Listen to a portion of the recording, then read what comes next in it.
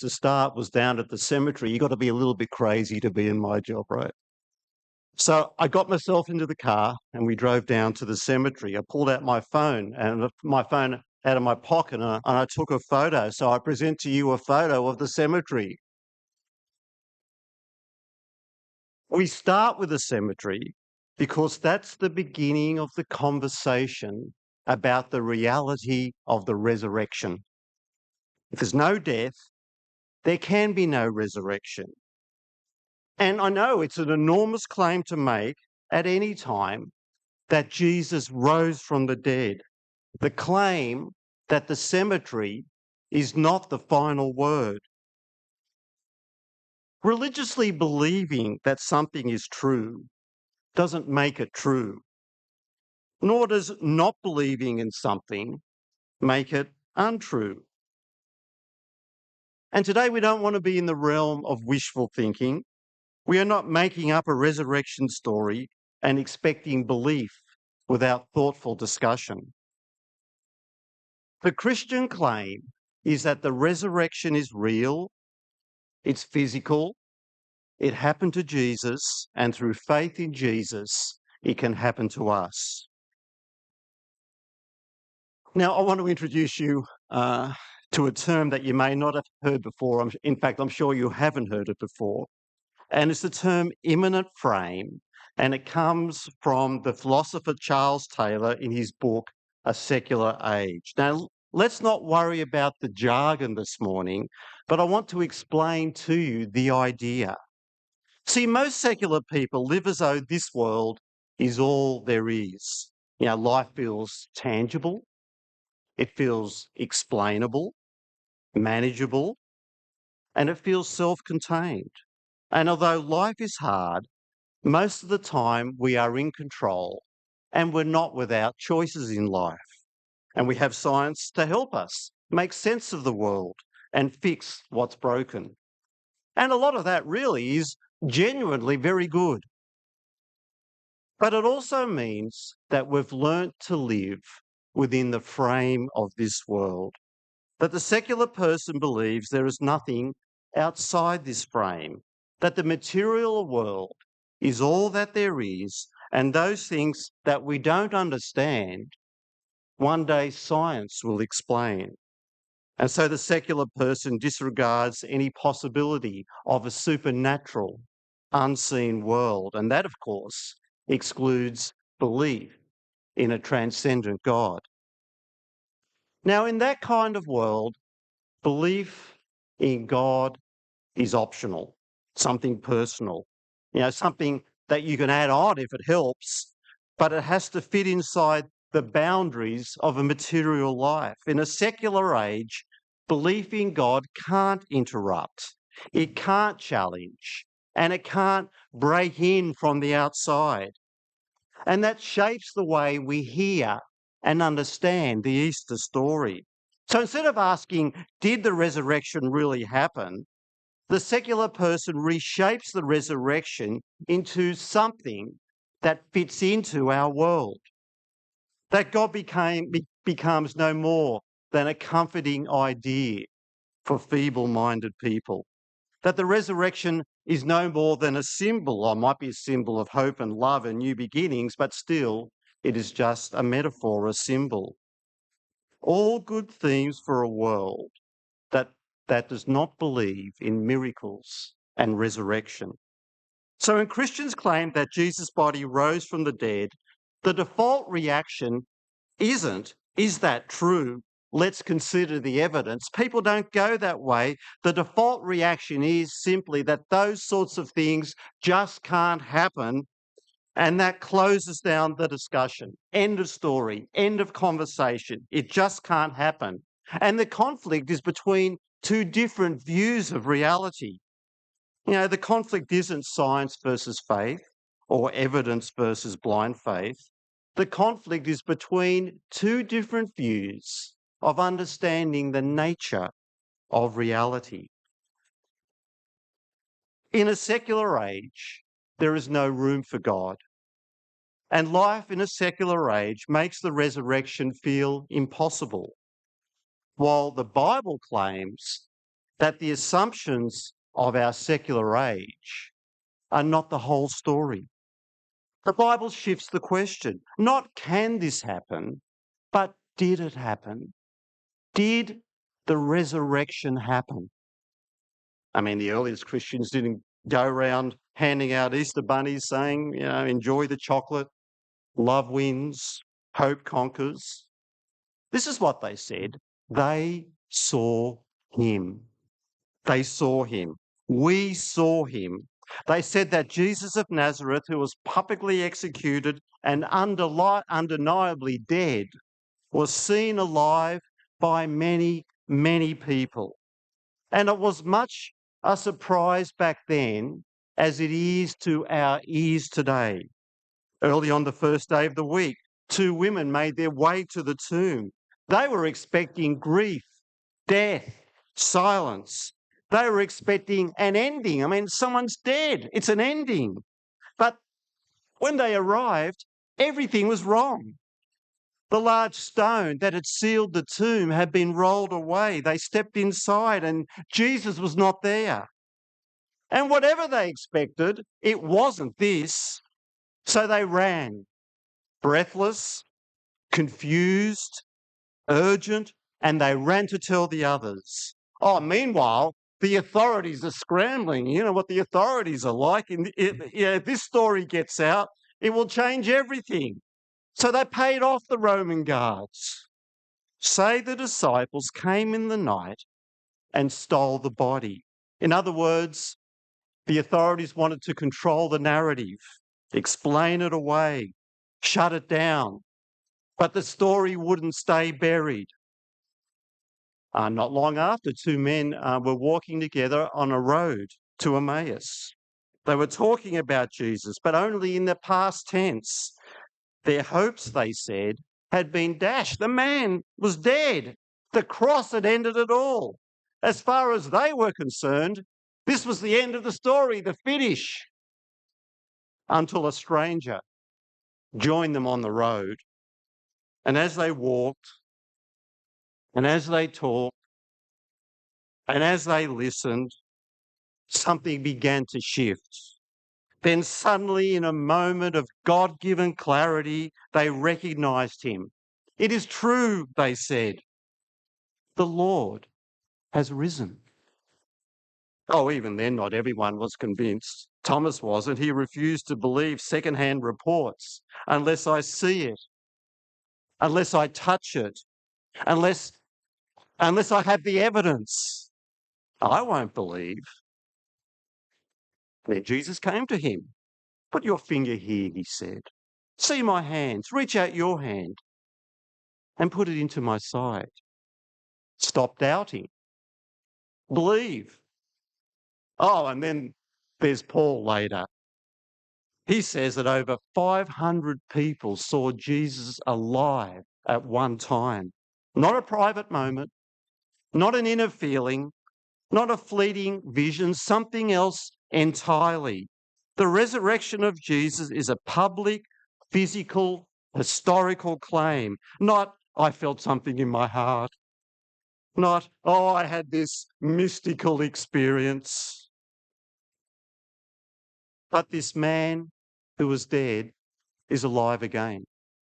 And that changes everything. Neil Foster is an associate professor of law at Newcastle University. This month, right now, in this month of April, he's presenting a paper called, and listen to it, A Leap in the Dark, evaluating the evidence for the resurrection. This guy's a lawyer. He's a professor lawyer. How's that? Lot smarter than me. And this is part of what he says. You'll see it on the screen. We need to be clear about this. The fact that the resurrection of Jesus actually literally happened in the Middle East about 2,000 years ago is vital if Christianity is to be taken seriously. Christianity may or may not have a set of moral principles that make living in society more pleasant. But if the Bible is to be taken seriously, the moral principles are not at the centre of the Christian faith. Christianity stands or falls on a set of events said to have occurred at a specific time in a specific place. Hey, that's a professor of law. How's that? The first Christians weren't trying to fit the resurrection into their view of reality. The resurrection shattered their view of reality. They weren't expecting it. They weren't looking for it. In fact, when they first heard about the resurrection, they didn't believe it either. Now, I reckon most of us have a phone in our pocket right now. Don't pull it out. That's my guess. Most of us have a phone in our pocket. It's a powerful device. It takes photos, it sends messages, it runs apps. For some people, it stores their whole life. You can get counselling later. But imagine, without realising it, that you had your phone in aeroplane mode for the whole time. Everything still works up to a point. You can scroll through the old messages, you can look at the saved photos, you can use what's already there, but there are limits. No new messages coming in, no calls can get through, there are no outside connections with the world. Now, here's the thing. You can live like that for a long time and think it's just how the phone works. I'm so used to it. Friends, if you need to, take your life out of aeroplane mode. Easter is the moment where God just doesn't send a message, he breaks through into our world. The resurrection of Jesus is just not a nice idea. It's the claim that God is real, and so is the resurrection because the world is not closed. Easter is the good news that God has stepped into our lives from the outside. There's a man who called Paul, and he writes about the meaning of the resurrection. He doesn't say, "Oh, just keep your life as it is. You'll be right." But if you want to, just add a little bit of belief. That'd be nice. Doesn't say that. He says, since Jesus has been raised, your life can never be the same. You're not cut off. You're not stuck with death as the final word. You don't have to carry the weight of this meaningless world. You don't have to live as though death is the end. You don't have to live with a fragile hope, like when people say at funerals, and I do funerals a lot, when people say, "Oh, Johnny's just up there playing the piano, looking down," that's fragile hope. When Thomas finally stood in front of Jesus, it came down to one single moment. All the doubt, all the questions, all the resistance, and Jesus doesn't avoid the issue. He leans into it. Put your fingers here, see my hands. Stop doubting and believe. In other words, Thomas, face the evidence and make a decision. And Thomas does. And he says to Jesus, "My Lord and my God." I mean, we often admire Thomas for his honesty, and that's fair. But actually, Thomas had to move from doubt to decision. And so do we. You can't sit on the fence forever when it comes to the resurrection of Jesus. If Jesus did not raise from the dead, Christianity collapses. It's not helpful. It's not inspiring because it's simply not true. As Paul says, "Oh, if the dead are not raised, let us eat and drink. Let's have a good time in this life. Let's for tomorrow we die." But if Jesus did rise, it changes everything. And ignoring the resurrection is not a neutral position. The resurrection invites a decision. A lot of people think they're open-minded when they keep the resurrection at an arm's length. I'm not against it, but I'm not convinced. But here's the reality. Since the resurrection is an historical event, you can't forever keep it in the maybe later category. At some point, you have to answer the question, did it happen? And if it did, what does that mean for me? Jesus rose to be the resurrected King. He has authority over our lives, not just part of it, your priorities, your identity, your future. And that's where the real resistance comes from. It's not the evidence, it's the implications. We don't mind a spiritual idea. We don't mind a little bit of religious inspiration, but a risen Lord, someone who's king, that's different. That confronts us and it calls us to respond. The one who says, believe in me, is the same one who went to the cross, the same one who heals our wounds, the same one who knows your doubts, your fears, your failures. And yet, despite all that, he comes to you, not to condemn you, but to call you, to bring you out of a closed, self-contained world that is holding you prisoner. He came to bring you into something real and eternal. He came to bring you into something grounded, something alive. So don't keep the resurrection at a distance. Don't reduce it to a symbol. Don't file it away as interesting. Face the resurrection of Jesus. Consider it and make a response. Since Jesus is alive, then the most reasonable, honest, and life-changing response is the same as Thomas. My Lord and my God. The Good Friday, Easter Sunday story is a love story. For God so loved the world that he sent his one and only Son, that whoever believes in him will not perish, but receive eternal life. That's reality. The transcendent God steps into our existence and has not abandoned us. He gave his one and only Son, and by accepting the death of Jesus as payment for our sin, death is replaced with eternal life. There's a prayer in the inside of the bulletin. You might like to look it up later, but I'd like to pray it now. And what it does, it brings our Good Friday Easter message, it fuses it with the Easter Sunday message, and it asks us to make a decision. So I'm going to pray that. Dear God, I know I have rejected you as my ruler by trying to run my own life my own way. I confess that I have sinned against you in my thoughts, my words, and my actions. I've carried guilt, hidden things, and pretended I'm fine when I'm not. I'm sorry. Thank you for the cross.